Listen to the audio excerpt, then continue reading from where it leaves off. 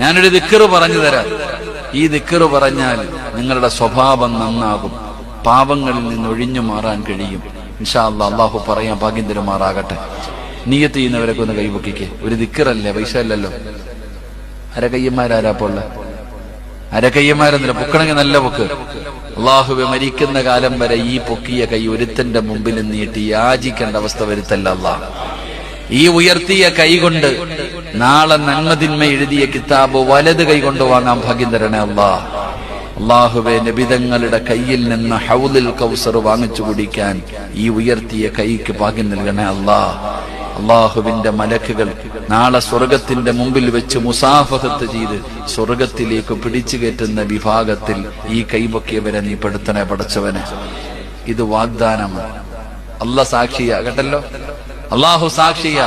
ഈ ദിക്ർ നിങ്ങൾ പഠിച്ചോ, ഇത് നിത്യമാക്കിക്കോ, നമ്മൾ രക്ഷപ്പെടും. അള്ളാഹു ഭാഗ്യം തരുമാറാകട്ടെ. അല്ലാഹു ഹാളിരി അല്ലാഹു നാളിരി അല്ലാഹു ഷാഹിദി അല്ലാഹു മഈൻ.